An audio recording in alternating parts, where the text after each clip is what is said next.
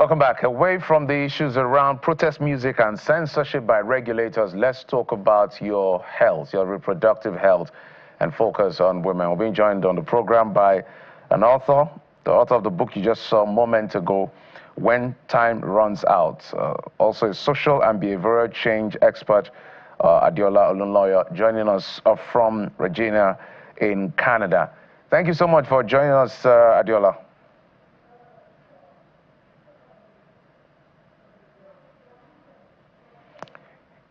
If you can hear me, maybe you'll help us unmute your device so we can hear you as well, Adeola.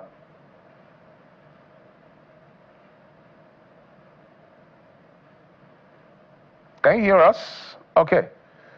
We'll try and fix that, maybe it's network or whatever it is that is affecting that connection with us. But I want to speak to her about different layers in terms of balance, in terms of life, in terms of reproductive health, and all of those elements all packed in one. So it's a very important conversation for men and women, because when we talk about reproductive health, sometimes we go to look at women alone. Men, let me repeat that, men first and then women. Ms. Adeola, can you hear us now? Hello, can you hear me? We can hear you. So can you hear us? Okay. Thank you for having me. Good morning. Good morning. Okay, let's get straight to it. You know, I'm just curious about the title of your book. Before we get to several other things we'll discuss on the program with you. When Time Runs Out. What's this really all about? About the book? Yes, please. Okay. So I wrote the book after my experience in 2022. I had a personal experience where, as a single lady, I was 42 at the time in 2022. Due to a medical condition, I decided that I wanted to have a child. And by the time I got to the hospital to try to freeze my eggs, I was told that I was too late at 42. And it shocked me because I've been working for many years in the area of sexual and reproductive health. And I know a lot about prevention of pregnancy. I know a lot about having safe deliveries. And this is what I do for a living in terms of educating and empowering women to do that. But I realized that I had inadequate knowledge and information about fertility preservation.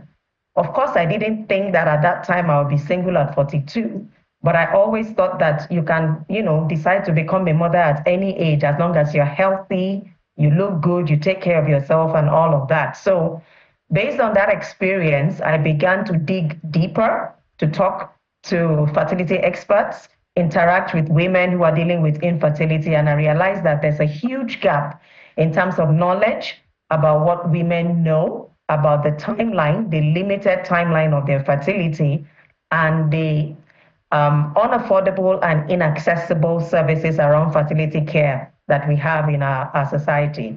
So I wrote When Time Runs Out to serve as a call to action, not just for women, but for everyone who cares about women, either as a policymaker, as a parent, as a community member, as a religious leader, for all of us to take another look about the modern world that we are in now, where many women like me are delaying motherhood, but they're losing their chances of becoming biological mothers if adequate steps are not taken to support them in their journey.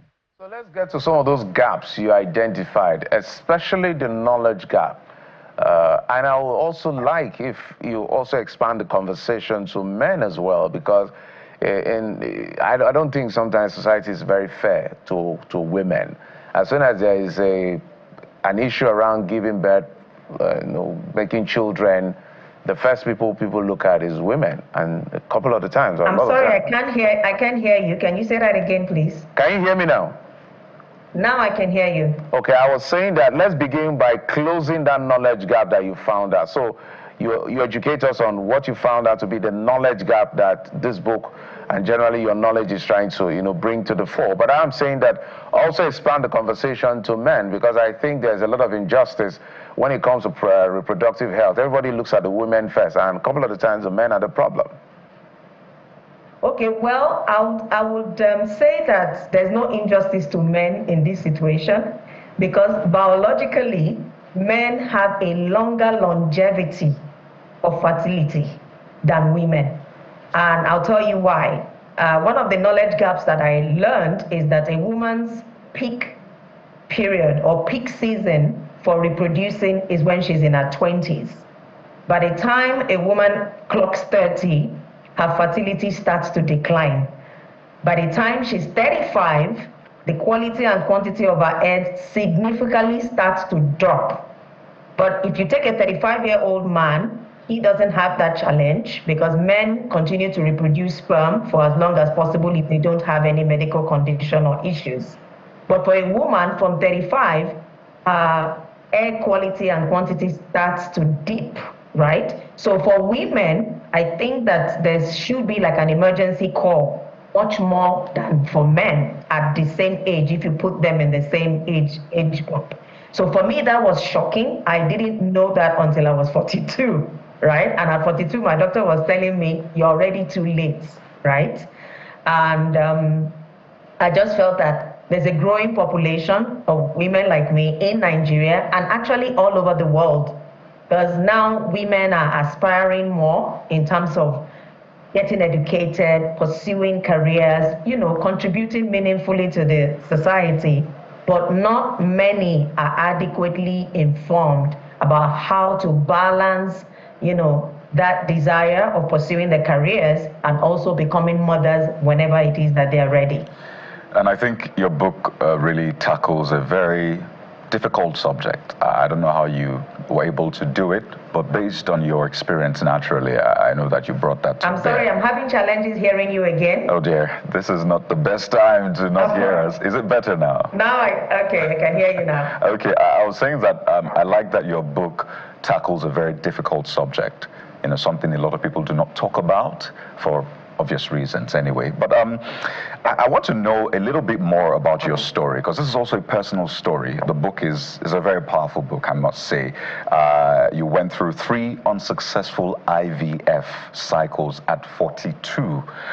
Maybe you tell us how that ended. But there are women who tell you, well, I don't really have options anyway. I am busy with work. I have not found the right man.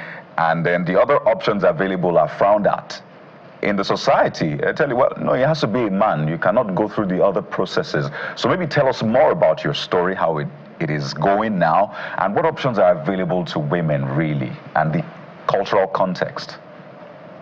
Okay, so at the time when I had to go for IVF at 42, I was single, right? And I had to consider that because I was dealing with fibroids and adenomyosis.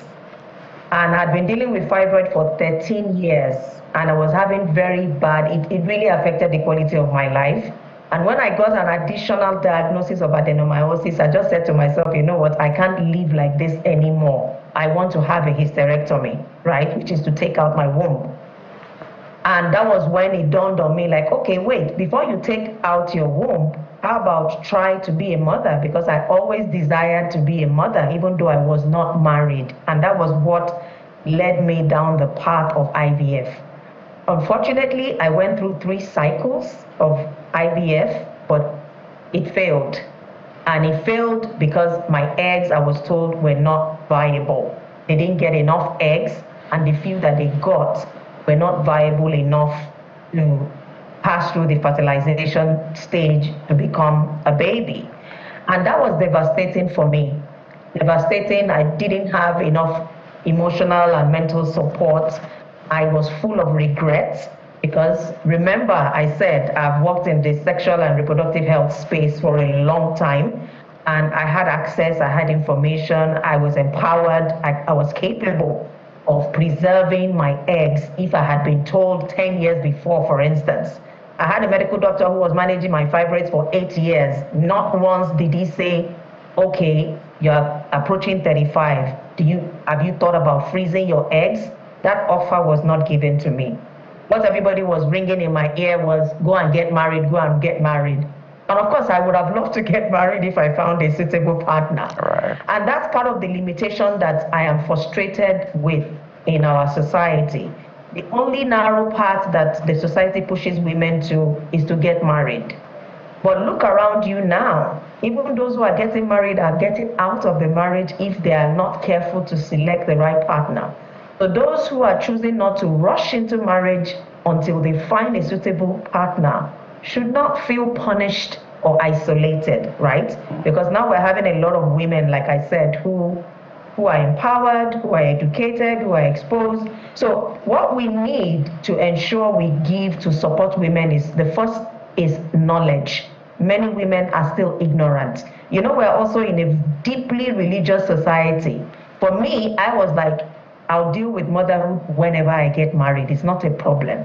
But I didn't really consciously realize there's a biological limitation.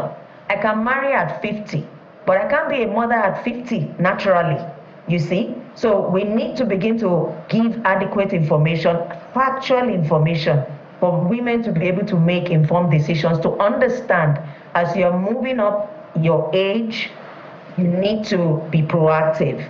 Get your fertility assessment done. Understand what you're up against if you're not married at 35.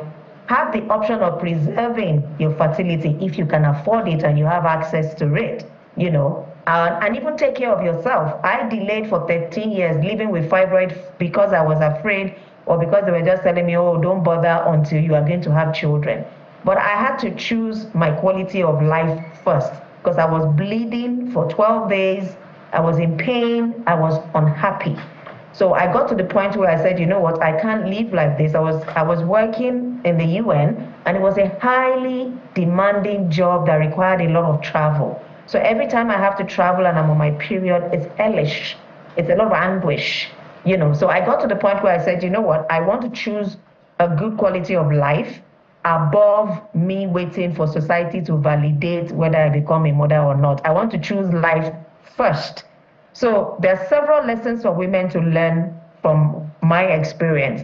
Don't wait till you are in crisis before you take charge of your fertility. Every woman should know first and foremost what their fertility assessment is and take care of whatever can obstruct their fertility whenever it is that they're ready. And then for those who are not getting partners to get married in their 20s or in their 30s, you have the option also to preserve your fertility by freezing your eggs, so that if you do marry later, you have like a health insurance. It's not a guarantee, it's not 100% guarantee, but trust me, it's worthy of investing. When you do need it, that's when you really value it. So in closing, how would you advise, I know you live in Canada, you travel around because of the kind of work you do, but let's bring it home here. We have doctors, we have health facilities, although it's not as premium as those in the global north. If you were to look uniquely into our space and what you would advise, especially for career women who just want to get ahead with their career as much as possible, besides freezing their eggs and all of that, what regular checks and all of that do they need to do to be sure they're in very good condition and don't have to deal with some of this situation? I'm sorry, can you say that question again? I didn't hear you properly. Oh dear. Ask again, please.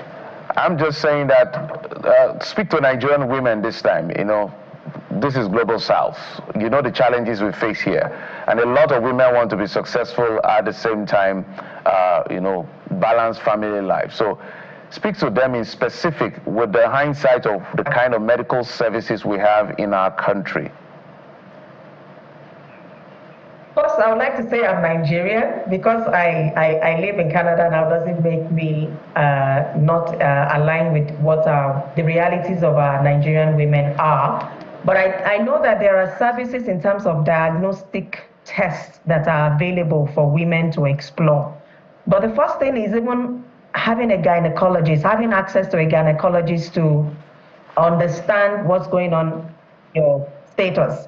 For instance, I find that even living with fibroids is something that people think it's normal. Like people say, as a woman, you should endure, you know, endure until you have children. Don't go under the knife, or don't have surgery until you have your children. But the truth is, enduring that pain and prolonging a medical condition that can be taken out or taken care of it's not supposed to be the norm. So I would say if a woman's menstrual cycle is being disrupted, for instance, if your menstrual period is extended longer than 5 days, if you are in chronic pain, or if you are not even seeing your period, those could be signs of PCOS or anything else. So if your menstrual cycle as a woman is not within the normal range of 3 to 5 days, please have it checked out by a gynecologist, right? Don't rely on herbs, don't rely on hearsays. Go to a healthcare provider that is experienced and understands your female anatomy to be able to get to the root of what is the problem, right? And when you're diagnosed, treat it immediately before it becomes a chronic problem later on for I think that's a good place, Uncle Almost. Thank you so much. I think the point is well noted, and I'm sure people will look at your book to even know even further on what to do when they have these situations, or to prepare ahead of time. Olunloyo is the author of When Time Runs Out and social and behavioral change expert, joining us from Canada. Thank you so much, ma'am, for coming on the program. Thank you so much for having me. All right, we'll take a quick break now. When we come back, we're still talking about health, healthy living this time, mental and physical health. A doctor will be joining us right here on the program in our Lagos studios. Join us again.